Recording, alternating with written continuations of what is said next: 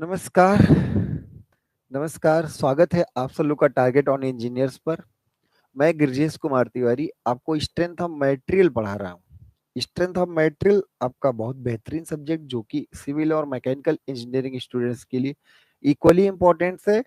और ये बहुत आपका फंडामेंटल सब्जेक्ट है। स्टार्टिंग में आपको इसको पढ़ना जरूरी होता है। इससे भी बेसिक्स आपका इंजीनियरिंग मैकेनिक्स रहता है, लेकिन इंजीनियरिंग मैकेनिक्स हम इसके बाद कवर करेंगे। स्ट्रेंथ ऑफ मटेरियल आपका हो रहा है और लगभग हम सब लोग कंप्लीशन की तरफ है। 85 लेक्चर ऑलरेडी हम सब लोग ने कवर कर लिया है। रेगुलर आप क्लासेस कर रहे होंगे तो आज आपका 86 लेक्चर है जो आपको डेली मिल रहा होगा। ठीक है, चलिए।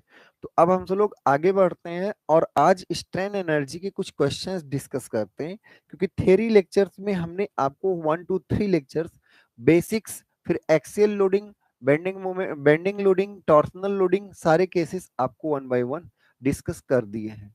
तो आपको हमने डिटेल में सारी चीजें करा रखी हैं स्ट्रेन एनर्जी का। बस आज आपको क्वेश्चंस डिस्कस करना है। स्ट्रेन एनर्जी का डिटेल क्वेश्चन हम सब लोग डिस्कस कर लेते हैं, फिर आगे बढ़ते हैं। ठीक है, आप सब लोग भी रेगुलर क्वेश्चंस कर रहे होंगे। किसी भी आप एग्जाम की तैयारी कर रहे हो, लाइक एसएससी जेई हो, आरआरबी जेई हो, या स्टेट जेई हो, या फिर आप किसी असिस्टेंट इंजीनियरिंग की तैयारी कर रहे हो, चाहे वो आपका झारखंड पीएससी का हो, चाहे फिर जम्मू कश्मीर पीएससी का हो, मतलब उत्तराखंड से लेकर जो आपके बस हिंदी भाषी क्षेत्र के लिए ज्यादा इंपॉर्टेंट है, क्योंकि हम सब लोग ने आसान तरीके से हिंदी लैंग्वेज वालों को समझाने की कोशिश की है। इंग्लिश बैच रहा है, इसमें आपका कंटेंट पूरा पूरा इंग्लिश में है। कुछ चीजें हमने हिंदी में भी लिखी हैं बीच बीच में, पर वो आपका मैक्सिमम कंटेंट इंग्लिश में है और पढ़ाया आपको हिंदी में गया है। आपको फिर इंग्लिश में भी हुआ है काफी कुछ, पर आप सब लोग का मैक्सिमम कवरेज हिंदी ही रहा, तो इंग्लिश बैच का ये रहा है। ठीक है, तो अब हम सब लोग आगे क्वेश्चंस डिस्कस करते हैं। One by one question discuss करेंगे। सारे क्वेश्चंस आपके आज ही के लेक्चर में होंगे। ठीक है, टोटल 17 लेक्चर है। थोड़ा सा स्पीड आपको बढ़ानी पड़ेगी, हमें और आपको थोड़ी सी स्पीड बढ़ानी पड़ेगी, फिर क्वेश्चन डिस्कस किया जाएगा। तो आप ध्यान दीजिए। For a cantilever beam of length L, कोई एक कैंटिलीवर बीम है जिसका लेंथ क्या है, एल है। For a cantilever beam length L, flexible rigidity E I loaded at its free end by a concentrated load W. तो अगर एक कैंटिलीवर बीम है, इसके फ्री एंड पर डब्ल्यू लोड लगाया गया, यही क्वेश्चन है, जिसकी लंबाई एल है और ई आई आपका क्या है, flexure. Match list one with list two and select the correct answer. Maximum bending moment, तो अगर हम बात करें शियर फोर्स डायग्राम बनाए, शियर फोर्स डायग्राम में आप कह सकते हैं कि शियर फोर्स आपका क्या होगा, थ्रू आउट नेगेटिव और माइनस डब्ल्यू के बराबर। बेंडिंग मोमेंट की बात करें तो बेंडिंग मोमेंट आपका पहले जीरो और ये माइनस डब्ल्यू इंटू एल होगा। बेंडिंग, ये शियर फोर्स और ये बेंडिंग मोमेंट। तो बेंडिंग मोमेंट का मैक्सिमम वैल्यू अगर पूछे तो W into L. The maximum value of bending moment is W into L. Strain energy की बात की जाए तो स्ट्रेन एनर्जी अगर यहाँ पर देखें आप, मान लीजिए भूल गए फॉर्मूला, तो इंटीग्रेट कर दो माइनस डब्ल्यू इंटू एक्स का whole square D X, M square D X upon 2 EI।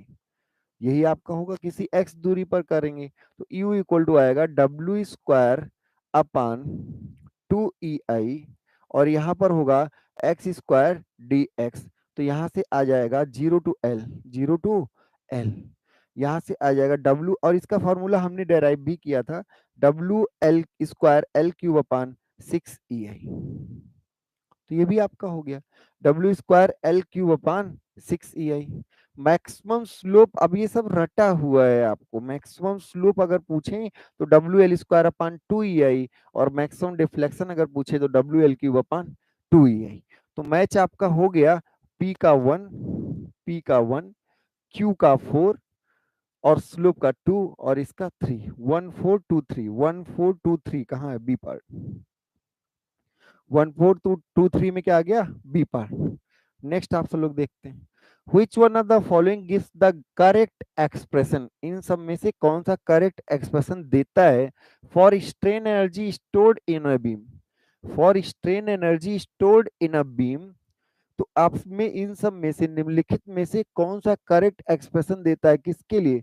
For strain energy stored in a beam, किसी एक बीम में जिसमें strain energy stored in a beam length L and uniform cross sectional moment of inertia I subjected to constant bending moment. अगर constant bending moment लग रहा हो तो अभी आपको बहुत डिटेल में कराया था, क्या कराया था? M square L upon 2EI, M square L upon 2EI constant bending moment के केस में, तो प्योर बेंडिंग के केस में M square L upon 2EI। कहां पर है formula? M square L upon 2EI। The D is correct option, D is correct option. Next, the property, कौन सी property? By which, the property by which an amount of energy is absorbed, कौन सा गुण है? The property by which an amount of energy is absorbed bye a material without plastic deformation, बिना plastic deformation के जो आपका energy. अब without plastic deform, without plastic जब आप बोल दिए इसका मतलब क्या है? विदाउट प्लास्टिक का मतलब विद इन इलास्टिक हो गया, वे प्लास्टिक में नहीं जाएंगे, विदाउट मतलब नहीं, तो ये आपका विद इन इलास्टिक नहीं हो गया।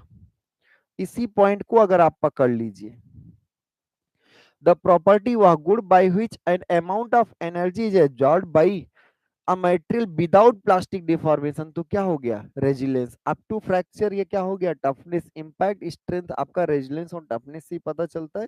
डक्टिलिटी परसेंटेज इलोंगेशन या percentage reduction in area, ductility tensile property है। विद इन इलास्टिक लिमिट अगर बात होगी तो रेजिलेंस हो गया। नेक्स्ट, स्ट्रेन एनर्जी, हाँ भैया strain energy stored in a body volume we, volume जो है वो वी, स्ट्रेन एनर्जी बताना है किसी एक बॉडी में। समझ में सारी चीजें आ रही होंगी, ध्यान से आप करिए questions. Strain energy stored in a body volume V subjected to uniform shear stress, uniform shear stress या यूनिफॉर्म स्ट्रेस ही लिखा है तो ध्यान रख, यूनिफॉर्म स्ट्रेस लिखा है, शियर नहीं लिखा। शियर लिखा होता तो जी हो जाता है। तो स्ट्रेन एनर्जी यूनिफॉर्म स्ट्रेस अगर दिया है तो sigma square upon 2E into volume होता है, इंटू क्या होता है? वॉल्यूम होता है। Sigma square upon 2E into volume होता है, sigma square upon 2E into volume. Here sigma is S, sigma is S upon 2E into volume is V. So then formula of strain energy will come out the S square, S square, ये आप general formula ही रखिए, कोई दिक्कत नहीं है। Sigma square upon 2E, sigma square upon 2 into volume, and where sigma is S, in this case uniform shear stress is S, uniform stress is S। अगर shear stress होता तो 2G हो जाता है, ध्यान रखिएगा। अगला मोस्ट इंपॉर्टेंट क्वेश्चंस में से है, इसको भी ध्यान से पढ़िएगा, बहुत बेहतरीन क्वेश्चन है। तो total area under the curve of stress strain diagram of mild steel specimen tested up to failure। Total area, इसको टोटल एरिया किसके बीच? स्ट्रेस स्ट्रेन कर्व और अप टू कहां तक? फेल्यूर। तीन बातें समझ में आ जाएं बस। टोटल एरिया और किसका total area? Stress strain diagram का area. The total area of stress strain curve, the total area under the curve of stress strain diagram up to failure under tension is measured by toughness, is measured by toughness, ductility आपका tensile property, सारी चीजें बहुत detail में कराएं, stiffness भी कराए, resistance against deformation और ये मॉडुलस ऑफ इलास्टिसिटी से जज किया जाता है। स्टिफनेस, हाँ ध्यान रखिएगा, स्टिफनेस आपका मटेरियल के साथ साथ डायमेंशनल प्रॉपर्टी भी है। स्टिफनेस आपका मटेरियल के साथ साथ डायमेंशनल प्रॉपर्टी भी है, ये भी आप चीजों को ध्यान रखिए। आगे बढ़े, आगे बढ़े तो यहां पर अप टू फेल्यूर बात किया गया तो this is equal to toughness. Next question, पढ़िए, कोई क्वेश्चन पढ़िए, डरना है ही नहीं यार, क्वेश्चन बहुत ही आसान है, क्वेश्चन इज वेरी सिंपल। ठीक है, तो क्या है, a bar having length L, bar में साहब ढाबा नहीं है, बार कोई रॉड है, a bar having length L and uniform cross section with area A. तो कोई एक बार है, इसका अब आप पढ़ते वक्त ही दिमाग में गूंज जाए जो हम लिखते जा रहे हैं, length L, cross sectional area A, is subjected to both tensile and torque T. अब इस बार जो है, इसमें दोनों चीजें लग रही हैं एक साथ, इसमें आपका टेंसाइल लोड पी भी लग रहा है और टॉर्क टी भी लग रहा है, टेंसाइल लोड पी भी लग रहा है, टॉर्क टी भी लग रहा है। ठीक है, लंबाई ए है, length is a, sorry length is L, cross sectional area is a. Okay, both both tensile force and torque T. If G is the shear modulus, if G is the shear modulus and E is the Young's modulus, G है कोई बात नहीं भाई, G आपका G for God नहीं, gorilla नहीं है, G is the shear modulus and modulus is E, Young's modulus is E। ठीक है, कोई बात नहीं। The internal strain energy stored in the bar, strain energy stored in the bar, तो आप कहोगे strain energy due to torsion. अब देखिए, एनर्जी सिंपली बस ऐड कर देना, कोई सोचना विचारना नहीं है, और ड्यू टू क्या है, axial load, due to axial load, तो due to torsion as well as due to axial load. अब ड्यू टू टॉर्सन आप क्या बताएंगे, एनर्जी ड्यू टू टॉर्सन आप क्या बताएंगे, तो सिंपल सा बता देंगे, torsion energy due to torsion जो होता है वो T square L upon two G J, T square L upon two G J, और due to axial load P square L upon two A E, P square L upon two A E. सारे फार्मूले आपको हमने detail में कराए हैं।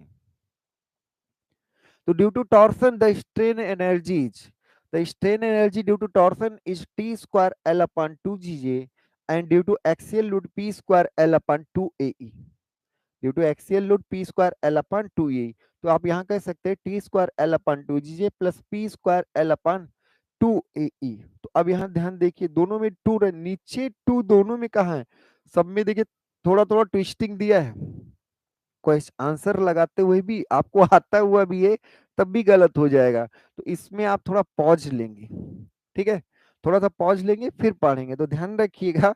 DRDO में final काफी लोग का सिलेक्शन हुआ, बहुत खुशी की बात है।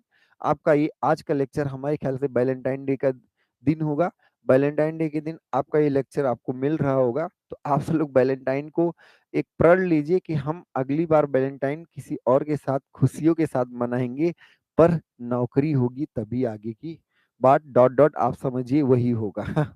ठीक है, तो दोनों होना बहुत जरूरी है, नौकरी भी और वो भी, और आगे छोकरा छोकरी जो भी हो सकता है। चलिए, खुश रहिए आप सब लोग। आगे T square L upon two G J plus P square L upon two ए।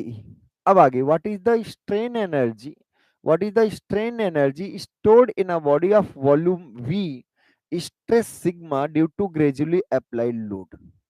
जब आप ग्रेजुअली अप्लाइड लोड लगाते हैं तो स्ट्रेन एनर्जी सिग्मा के टर्म में बताओ यार, कोई बात नहीं, sigma square upon two E into volume, sigma square upon two E into volume, बस सिंपल सा यही formula.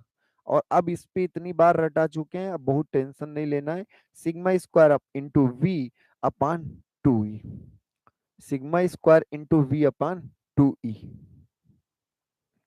Clear, sigma square V upon two E. आगे बढ़े, व्हेन वेट, अब ध्यान दीजिएगा, बहुत बेहतरीन क्वेश्चन है, one of the most important question है, most important question. When a weight of 100 newton falls on a spring of stiffness 1 kilo newton metre, एक कोई स्प्रिंग है, इसकी स्टिफनेस जो है, दिस इज द स्प्रिंग, ठीक है, और इसकी स्टिफनेस दी है, वो दी है 1 kN/मीटर, 1 kN/मीटर। वन अ वेट ऑफ, अब इसी वजह से स्प्रिंग था, हनुमान जी की तरह जंप से कूद गए, ये है, और ये वेट कितना है, 100 newton. When a weight of 100 newton falls, गिर जाता है, on a spring of stiffness 1 kN/मीटर from a height of 2 metre, from a height of 2 metre. इस तरह का क्वेश्चन हमने आपको सेकेंड चैप्टर के लास्ट में कराया है, तो भी कोई बात नहीं। Deflection caused in the first fall, ये समझ पा रहे हैं ना, ये समझ पा रहे हैं। झूले मतलब आप मेला में गए और मेले में कूदते हैं, इसे जंप करते हैं, ऊपर जाते हैं, फिर जंप करते हैं, फिर ऊपर जाते हैं, तो ये फर्स्ट फॉल की बात करें, ऐसे आया, ऐसे बंदर कूद गया स्प्रिंग पर, इसमें डिफॉर्मेशन कितना होगा। अच्छा मान लीजिए कि 100 न्यूटन केवल ग्रेजुअली प्लेस कर देते, ऑन ग्रेजुअली प्रेसिंग, अगर आप ग्रेजुअली इसको प्लेस कर देते ऑन ग्रेजुअल प्लेस के केस में,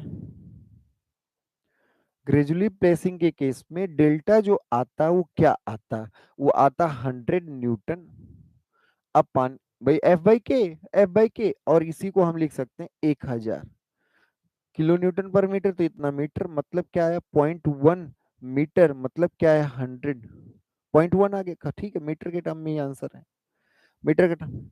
तो अगर आप ग्रेजुअली प्रेस करते तो आपका क्या होता, 0.1 मीटर, अगर ग्रेजुअली प्लेस करते तो 0.1 मीटर। बात समझ में आ रही है ना।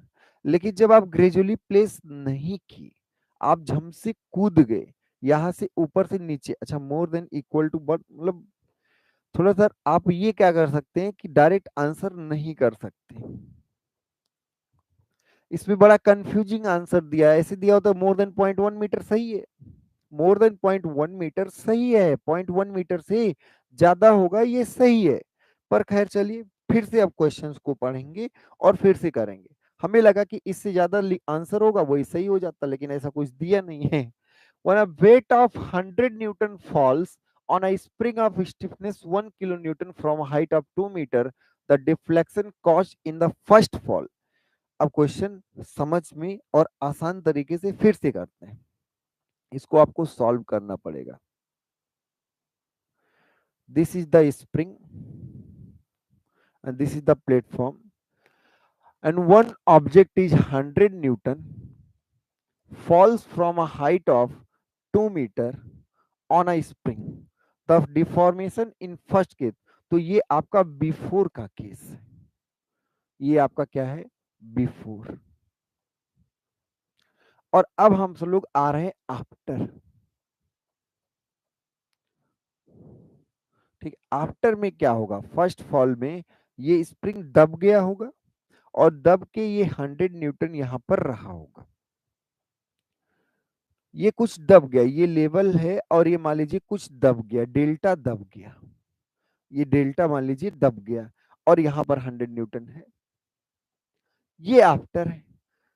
अब अप्रोच क्या होनी चाहिए, क्वेश्चन का अप्रोच क्या होना चाहिए, यही सबसे बड़ा इंपॉर्टेंट, यहीं से क्लिक कर जाए तो चीजें समझ में आ जाएंगी। आपको गुरु जी 100 न्यूटन आया तो ये दबा क्यों, अरे भाई 100 न्यूटन जब भी नीचे आएगा उसकी ग्रेविटेशनल पोटेंशियल एनर्जी कम होगी, और जब ग्रेविटेशनल पोटेंशियल एनर्जी कम होगी तो वो दबाएगा, और दबाएगा तो स्प्रिंग में पोटेंशियल एनर्जी बढ़ेगी, स्प्रिंग में क्या होगी, पोटेंशियल एनर्जी बढ़ेगी। बात समझ में आ रहा है ना। तो आगे बढ़े, आगे बढ़े, कोई डाउट तो नहीं है, चलो भाई। तो अब हम सब लोग यहाँ पर ये कहेंगे, decrease in potential energy of the weight, और डिक्रीज इन एम जी, जो कि एम जी ही 100 न्यूटन है, और ये होगा 2 मीटर प्लस डेल्टा, आए तो नीचे इतना ही है ना। इसकी पोटेंशियल एनर्जी में कमी कितनी हुई है, 200 इंटू 2 प्लस डेल्टा, क्योंकि ये नीचे एक्चुअल में अगर इसकी हाइट में कमी देखी जाए तो एक्चुअल में इसकी हाइट जो थी वो h प्लस नॉट h, ये होगा 2 plus delta, two plus delta आया, यही थोड़ा सा मिस कर जाते हैं लोग, डेल्टा नहीं लिखते। और ये होगा हाफ के एक्स स्क्वायर, एंड के is 1000 into delta x, delta square. तो यहां से आएगा 100 100 कट जाएगा, 2 प्लस डेल्टा, और ये 500 था, इक्वल टू 5 डेल्टा स्क्वायर।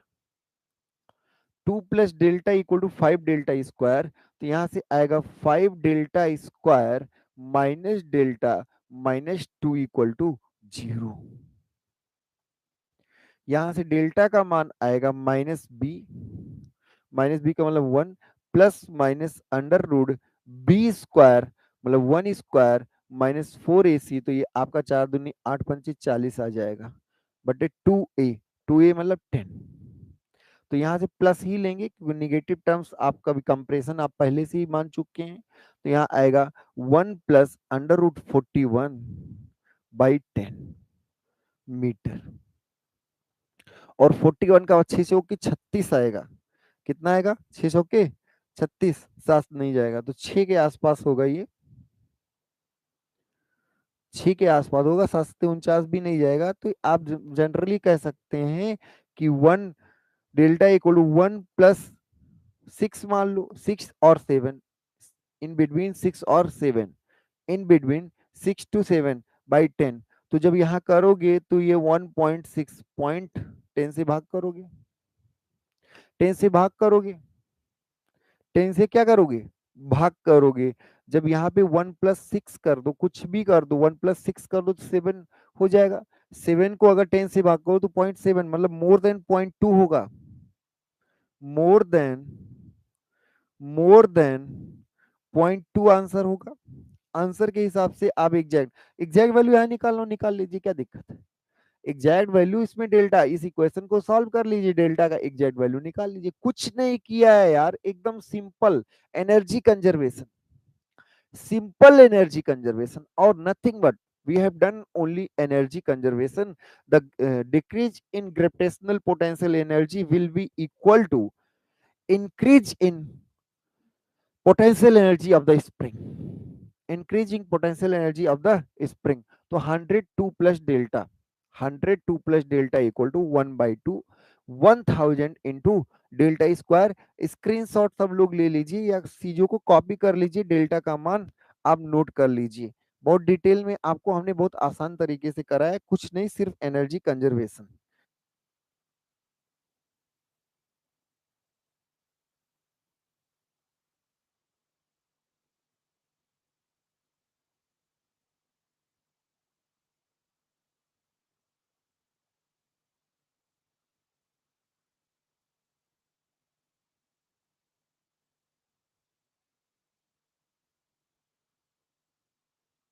ठीक है, तो more than 0.2 is correct answer.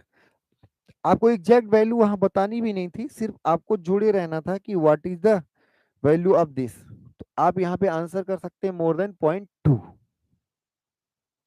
ठीक है, अगर सिर्फ ग्रेजुअली रखते तो 0.1 ही होता, इक्वल टू, जैसे ग्रेजुअली अगर इसी में होता, हाइट से ना गिर रहा होता, तो हाइट से अगर ना गिरता तो आपका ये क्या होता?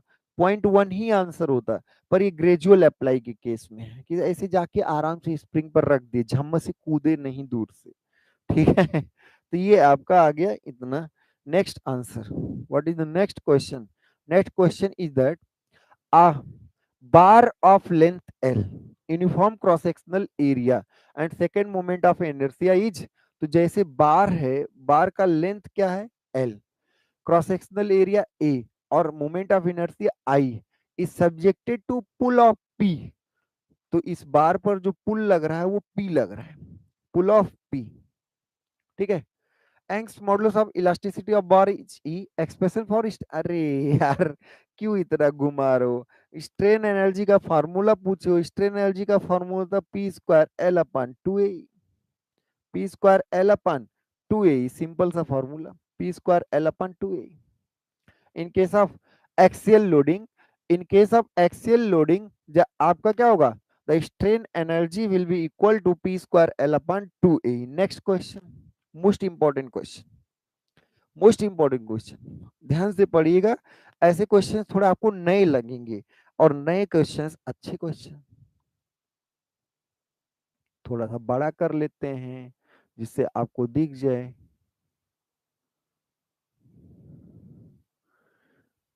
ठीक है, ठीक है ना। अब आगे बढ़ते हैं। The stress strain behaviour of material is shown in the figure. ठीक, देख लिया। द रेजिलेंस, अब अगर रेजिलेंस बात करें तो इलास्टिक पॉइंट तक, यहीं तक तो एरिया होगा रेजिलेंस। तो यहां से रेजिलेंस की अगर बात करें, रेजिलेंस, अगर हम रेजिलेंस की बात करें तो resilience will be equal to 1/2 into 70 into strain का कोई मात्रक ही नहीं होता, 0.0004। ठीक है, और Newton metre per metre cube में आंसर देना है। तो अगर इसका एरिया की बात करें तो एरिया किस में आएगा, एरिया जैसे मात्रक की बात कर लें तो 1/2 सिग्मा इंटू एप्सिलॉन, ये आपने किया है। 1/2 सिग्मा का मात्रक मेगा पास्कल, एप्सिलॉन कुछ होता नहीं। मेगा पास्कल का मतलब क्या हुआ, न्यूटन, मेगा न्यूटन पर मीटर स्क्वायर, या मीटर यहाँ कर दो, मीटर यहाँ कर दो, तो ये आया mega Newton metre per metre cube. तो इसमें आपको 10⁶ से मल्टीप्लाई कर दो, रिक्वायर्ड आंसर मिल जाएगा। क्योंकि आपको मेगा की जाती है, आ जाएगा newton metre per metre cube. तो रेजिलेंस आपका कितना होगा, 7×4 = 28 करोगे, और 28, अरे यार 3 सुनना है ना, तो यहाँ पे हटा दो, 3 बचेगा, ये 35 बचेगा, 35 दो दूनी 4 कर लो, कोई टेंशन नहीं है, टेंशन न लो। 4 × 10⁻³ Newton metre per metre cube, newton metre per metre cube, to to जा दिस, 7×2 = 14, तो यहाँ से 140 आएगा, तो 14 × 10⁻⁴ हो जाएगा newton metre per metre cube. This is resilience and first part is कर, मतलब जैसे ही आपने फर्स्ट रेजिलेंस निकाला, 14 × 10⁻⁴ आंसर हो गया। कुछ नहीं करना है, बस आपको एरिया, किसका एरिया, स्ट्रेस स्ट्रेन डायग्राम का, कहां तक, ये एक्चुअल में आपसे मॉडुलस ऑफ रेजिलेंस पूछ रहा है। ये आपसे क्या पूछ रहा है, modulus of resilience joule per metre cube. Newton metre is joule, newton metre is joule, तो joule per metre cube is modulus of resilience, and modulus of resilience is the area under the curve of stress strain diagram up to elastic point, up to elastic point. तो stress strain diagram का area होगा up to elastic. अब किसी ने कहा नहीं toughness बताओ, एक कैलकुलेशन कर ही लेते हैं टफनेस का। रेजिलेंस पहले आप क्लियर करिए, टफनेस में रेजिलेंस होता ही है, टफनेस में रेजिलेंस होता ही है। तो टफनेस के लिए ये रेजिलेंस तो रहेगा ही, 14 × 10⁻³ तो सॉरी 4, 14 × 10⁻⁴ तो रहेगा ही रहेगा। उसके बाद जो होगा, उसके बाद जो होगा ये एरिया होगा। और ये एक आप ध्यान से देखें तो ट्रेपेजियम है, समलंब है, और समलंब का एरिया होता है 1/2। आधार, आधार यहाँ पर देखें, ये दोनों 8×4 = 12 हो जाएगा कि नहीं, 0.008 आएगा, 0.008। अरे भाई इसके और इसके बीच में अगर डिस्टेंस देखा जाए तो 0.008 ही तो है। और यहाँ पर अगर दोनों समांतर भुजाओं का योगफल देखें तो एक 70 है और एक आपका क्या है 120 है, इंटू 10⁶ करना पड़ेगा। कैसे गुरुजी आप इतना समझ गए, अरे भैया ये 70 है, this is equal to 70 and this is equal to 120, this is equal to 120। बात समझ में आ रहा है ना, तो ये आपका इसके अंडर का एरिया हो गया। तो आप यहां से देखिए ध्यान से, तो ये 70 और 120 190 हो जाएगा, और ये 0.4, तो t इक्वल टू आएगा 14 × 10⁻⁴ तो रहेगा ही रहेगा, प्लस ये 0.4 को आप कर लो 4 × 10⁻³ इंटू 19, 190, 19×2 = 38, 19×4 = 76, से यहाँ पे क्या आ जाएगा, तो यहाँ पर आपका आ जाएगा 14 × 10⁴, और ये प्लस होगा 76 × 10⁴, तो ये आ जाएगा 90 × 10⁴, और किसमें, Newton M metre per metre cube, newton metre per metre cube. तो 90 × 10⁴ newton metre per metre cube, तो ये आपका हो जाएगा 90 × 10⁴। क्लियर हो गया ना। तो आप ध्यान रखिए टोटल एरिया, आप टोटल में ये तो रहेगा, ये प्लस ये total area under the curve जो रहेगा वो आपका क्या होगा, टफनेस। और टफनेस आया 90 × 10⁴, आपका 14 आ गया था, आंसर लगा के निकल लीजिए, कोई दिक्कत नहीं है, क्योंकि 14 आप कॉन्फिडेंस में है। This area is the modulus of resilience, this area is the modulus of resilience which we have already calculated in first step, and which is equal to 14 × 10⁴ newton metre per mm, newton metre per metre cube. Next question, clear है सबको ना यहाँ तक? एक बार देख लीजिए इसको, कहीं कोई डाउट होगा तो आप इसको बताइएगा, स्क्रीनशॉट लीजिए। Total area will give out the, total area will give out the toughness, here modulus of toughness because the unit is newton metre per metre cube. Okay, आगे बढ़े, ठीक है। तो नेक्स्ट क्वेश्चन आप सब लोग देखिएगा, नेक्स्ट मोस्ट इंपॉर्टेंट क्वेश्चंस में से है। तो नेक्स्ट क्वेश्चन आप देखिए, the toughness toughness for mild steel under uniaxial tensile loading is given by shaded portion of the stress strain diagram। तो टफनेस किस वाले, नहीं ये भी नहीं, ये भी नहीं, माइल्ड स्टील की बात है, और total area, total shaded area यही दे रहा है। तो टोटल अगर शेडेड एरिया यही दे रहा है तो आपका होगा D part, D is the correct answer. आगे बढ़े, नेक्स्ट 30C8, ग्रेडिंग का आपका सिस्टम है। 30C8 0.25 to 0.35% of carbon, 30C8 steel, ठीक है, अच्छी बात है। 30C8 स्टील है, बहुत अच्छी बात है। 30C8 steel has yield strength of, तो यील्ड स्ट्रेंथ आपको दिया है, यील्ड स्ट्रेंथ ऑफ 400 न्यूटन पर mm स्क्वायर, 400 न्यूटन पर mm square, and the modulus of elasticity is 2 into 10 to the power 5 megapascal, modulus of elasticity is 2 into 10 to the power 5 megapascal, assuming the material to obey Hooke's law up to yielding तक वो वहां कर रहा है। तो what is the proof resilience, what is the proof resilience, बात समझ में आई। और यहाँ पर मात्रक के हिसाब से देखें तो this is the newton in terms of newton metre. तो आप ध्यान रखिएगा, अगर आप ध्यान से देखें तो आपका अगर इलास्टिक तक फॉलो कर रहा है तो प्रूफ रेजिलेंस मात्रक कैसे पूछा है, तो ये होता है सिग्मा स्क्वायर अपान 2e। अब देखिए यहाँ पर आप प्रूफ रेजिलेंस देखें तो प्रूफ रेजिलेंस हमने आपको बताया है, प्रूफ रेजिलेंस पर यूनिट वॉल्यूम होना चाहिए, लेकिन हाँ प्रूफ रेजिलेंस आपका एनर्जी होता है इस केस में। इसलिए इस क्वेश्चन को दिया गया कि आप एकदम स्टिक नहीं रहेंगे किसी डेफिनेशन को, क्योंकि ये काफी कंफ्यूज करता है, काफी आपको परेशान करता है। जब आपको unit joule per metre cube दिया है तो आप समझिए एनर्जी पर यूनिट वॉल्यूम दिया है।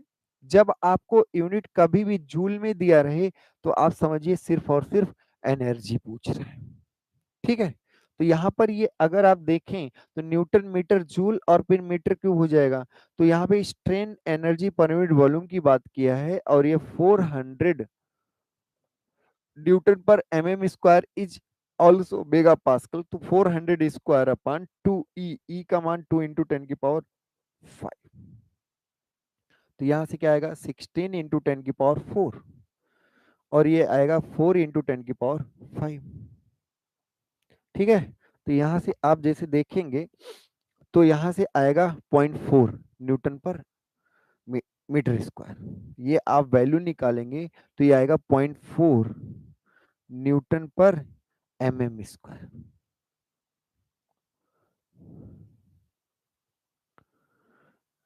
अरे भाई इसका मतलब सेम है, पर स्क्वायर हो गया और स्क्वायर हो गया तो न्यूटन पर mm स्क्वायर, तो 0.4 न्यूटन पर mm स्क्वायर। ओके, थोड़ा ध्यान रखिएगा, सिग्मा स्क्वायर अपन 2e लगाना है। सिग्मा आपको बोल दिया है कि इलास्टिक पॉइंट या यील्ड पॉइंट सेम है, तो जो मटेरियल है वो आपका यील्डिंग तक हुक्स लॉ को ओबे कर रहा है, वो खुद ही कह रहा है, क्वेश्चन ही आपको बता रहा है। क्वेश्चन ऑलरेडी आपको बता रहा है कि material is, what type of material is this.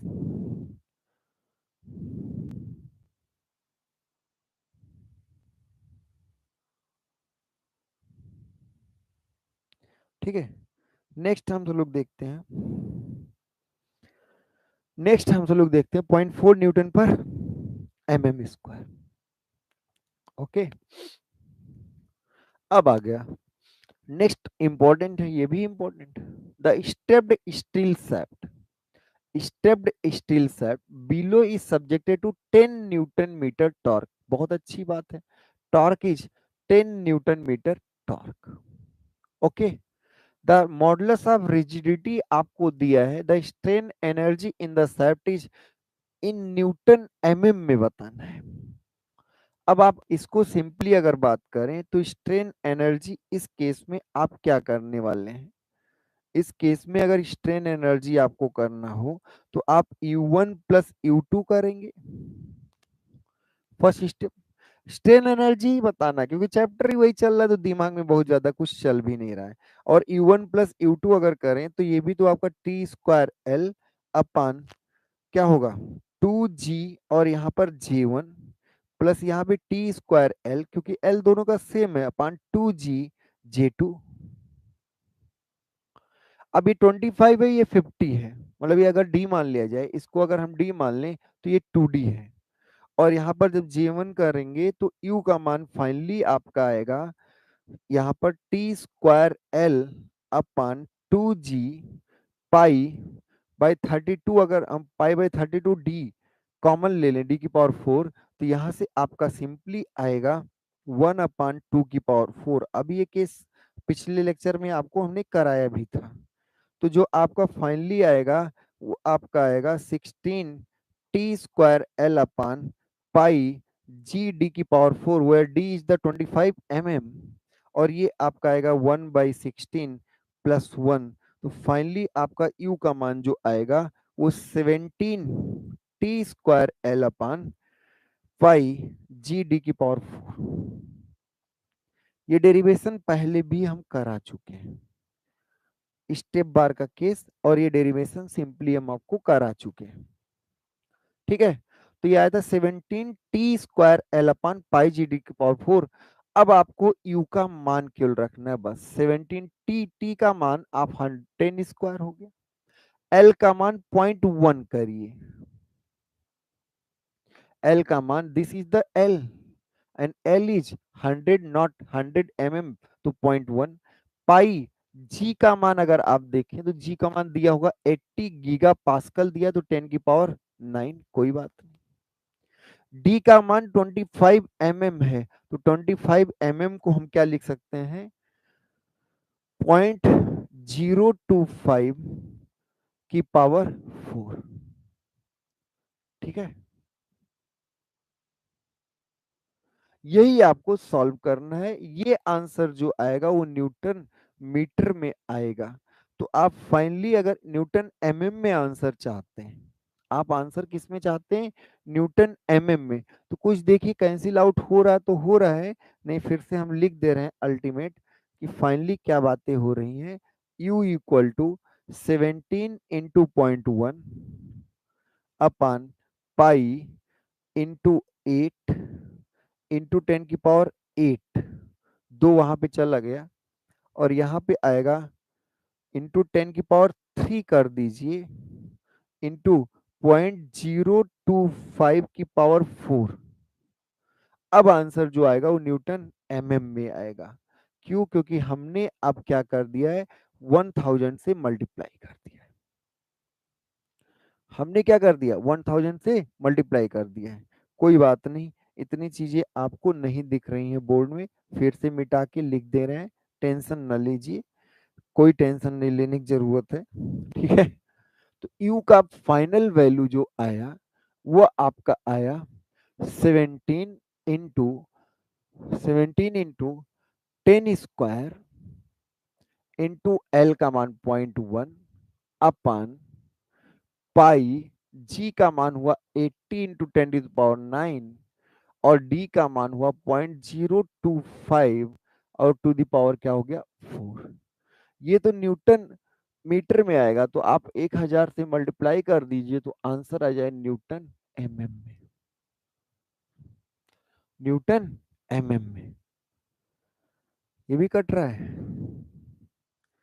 चलिए भाई कोई बात नहीं। तो अल्टीमेट आप बातें कर लिए होंगे, अल्टीमेटली जो आएगा वो आएगा 17 इंटू 0.1 डिवाइडेड बाई 8 पाई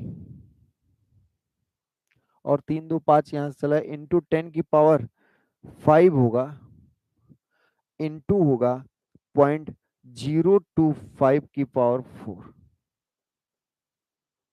क्या न्यूटन mm, ठीक है। यहां से अब जो भी आंसर आए इसको आप कैलकुलेट करेंगे और फिर आपको पता चल जाएगा। कैलकुलेटर इस समय हम लाए नहीं है तो इसलिए फाइनल आंसर आपको ऐसे बुकलेट में फाइनल आंसर मिलेगा, तो टेंशन लेने की जरूरत है नहीं, फाइनल आंसर आपको मिल जाएगा।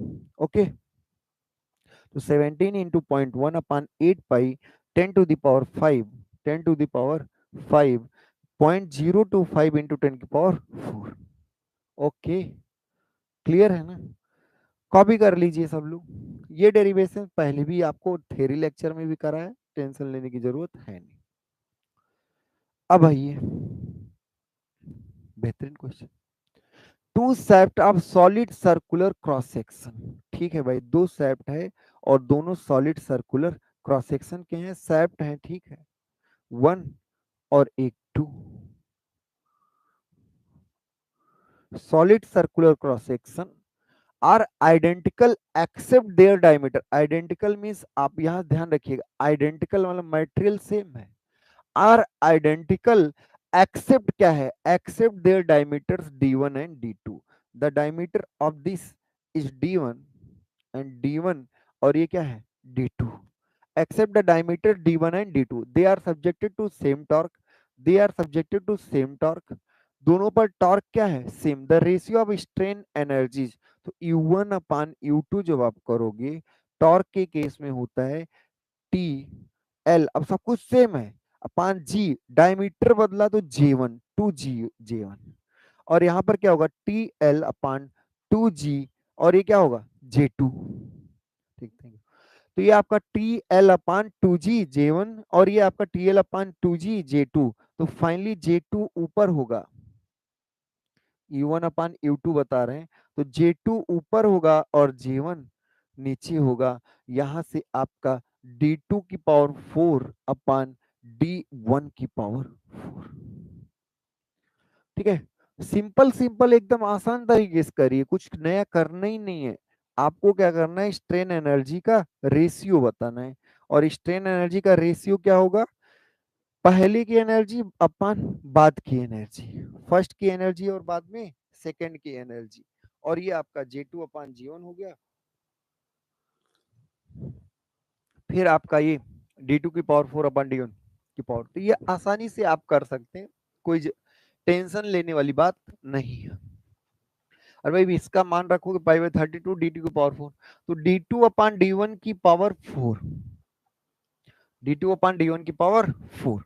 Next answer, the shearing strain energy, shearing strain energy for block of material per unit volume बताना है, subjected to constant shearing stress. जब कांस्टेंट शेयरिंग स्ट्रेस हो तो उस समय शेयर स्ट्रेन एनर्जी क्या आता है, टाउ स्क्वायर अपान 2G, और ये आपका स्ट्रेन एनर्जी नहीं है, ये strain energy per unit volume है। और ये पूछा भी पर यूनिट वॉल्यूम है, तो tau square upon 2g C पर, tau square upon 2g, the correct answer is C part. Next, the shearing strain energy per unit volume for a shaft constant twisting moment, जब constant torque लग रहा होता है तो उस case में आपका shear strain एनर्जी जो आता है, मतलब strain energy per unit volume जो आता है, वो ध्यान से रखिएगा, tau square upon 4g, because this tau is not the constant throughout the length, throughout the cross section.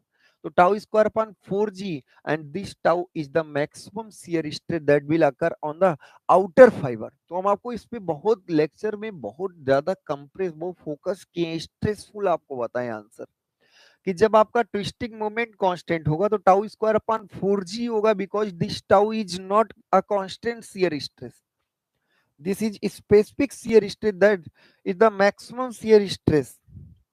तो ये ध्यान रखिएगा। और लास्ट क्वेश्चन फिर आपके सामने है, तो ये आप क्लियर हो लिए होंगे, कोई दिक्कत नहीं होगा।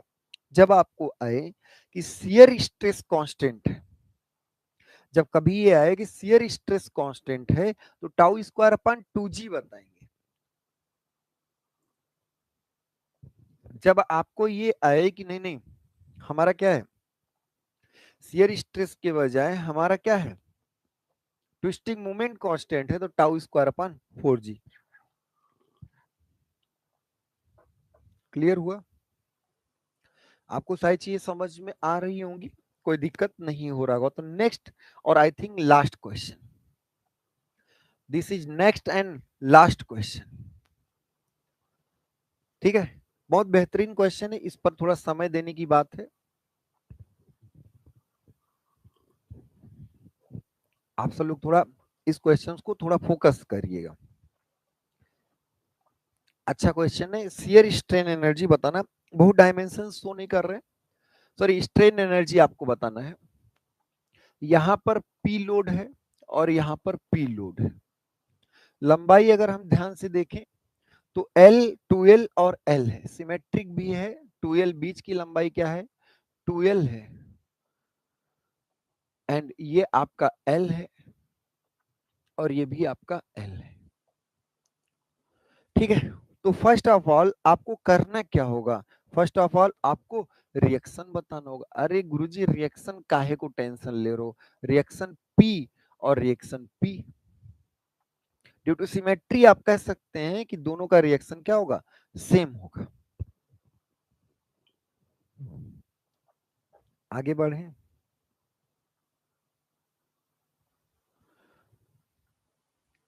अब तो दिख रहा है ना।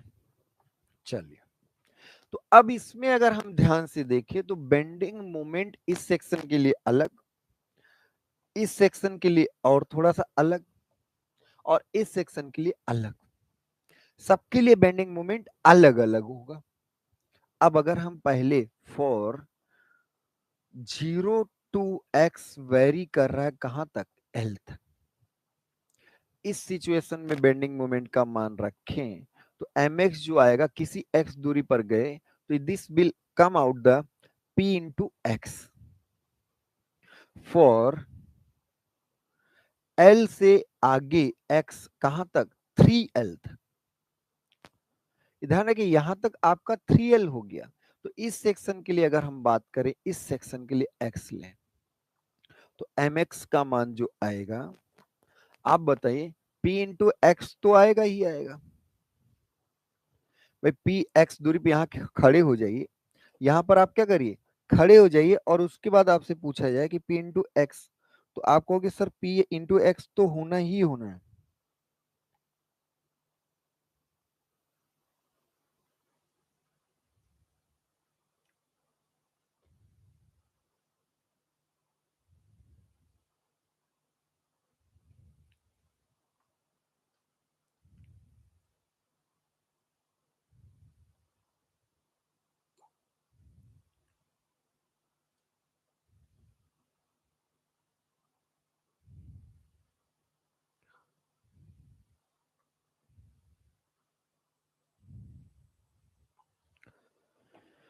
ठीक है, तो ये आपका x दूरी पर कहीं यहां पर अगर हम बात करें, ठीक है, तो p इंटू एक्स और minus P into x minus L होगा। कैसे गुरुजी आप मतलब लिख कैसे, यही अगर लिख ले जाए तो हर कोई समझ जाएगा, तो इसमें करना क्या है यार, यहाँ पे खड़े हो गए और बाएं साइड पी से पूछे कहा पी इंटू एक्स, और ये दूरी जो होगी वो एक्स माइनस एल होगी ना, तो यहाँ से एम एक्स का जो मान आएगा, इसके लिए जो मान आएगा वो आएगा पी इंटू एल। इसके लिए जो मान आया, इसके लिए आया पी इंटू एक्स, इसके लिए आया पी इंटू एल। बात समझ में आ रही। और जो थर्ड है फॉर किसके लिए, फॉर किसके लिए, अगर हम बात करें तो फॉर यहां पर आप कह सकते हैं किसके लिए, फॉर 3L2, 3L2 कहां तक, 3L2 to 4L, for 3L2 4L, अगर हम यहां पर mx का मान लिखें तो आप खुद ही कहोगे सर p इंटू एक्स तो positive, minus p into x minus L, और फिर minus p into x minus 3L। आप खुद ही देखो, p इंटू एक्स माइनस क्या आ गया, 3L आ गया। ठीक है, तो यहां से आप देखेंगे तो ये तो सॉल्व होके पहले भी p इंटू एल आ चुका है, क्यों इन दोनों में उलझे, और यहां आएगा minus P x plus 3PL। तो यहां से mx का मान जो आएगा वो आपका आएगा minus P x plus 4PL। ये तीनों सेक्शन का आपका बेंडिंग मोमेंट का मान आ गया। तीनों के लिए आप बेंडिंग मोमेंट का मान बता लेंगे।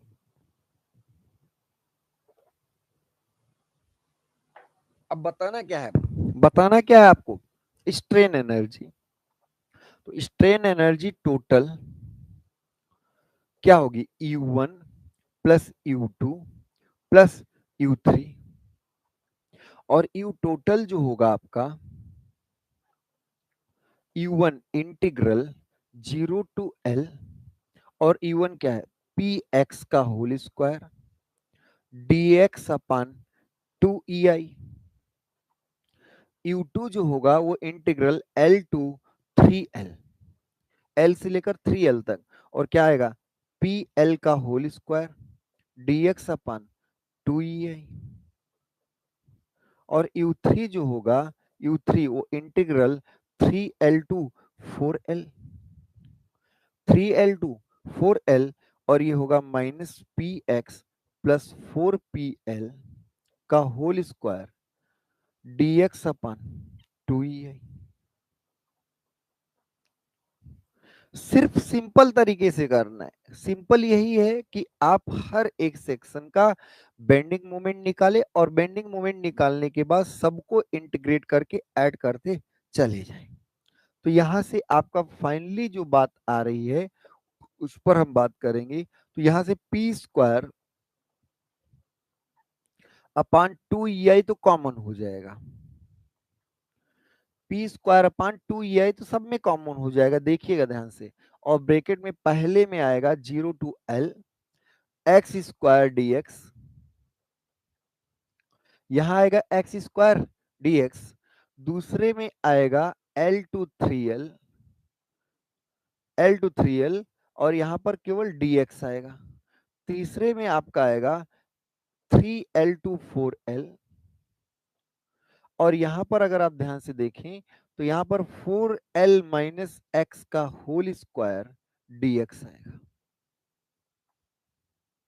सॉरी, यहां पर जब p कॉमन लेंगे तो यहां पर L स्क्वायर बचेगा। This is the final strain energy, ये total strain energy of the shaft होगा। तो इसको आप ध्यान से देख लीजिए, फाइनली यही आपका आने वाला है। ठीक है, तो इसको सब लोग इसको कॉपी कर लीजिए और स्क्रीनशॉट भी ले लीजिए, सब लोग स्क्रीनशॉट लेके फाइनल कॉपी कर लीजिए।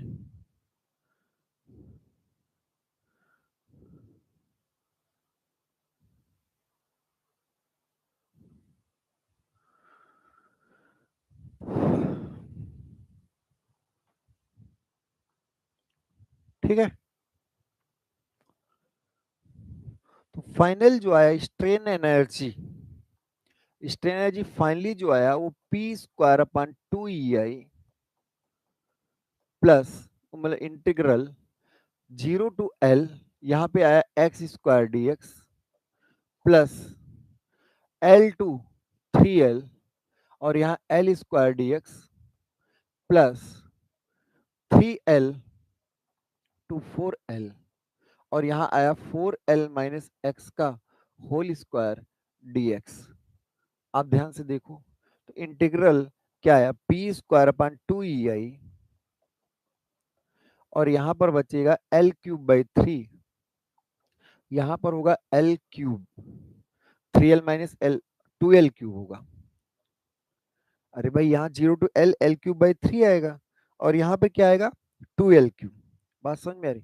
और यहाँ पर अगर आप देखें तो यहाँ पर इंटीग्रेट करेंगे 3L to 4L और ये आपका होगा 16L² plus x square minus 8LX और यहाँ क्या आएगा dx। तो आप इंटीग्रेट फिर करें,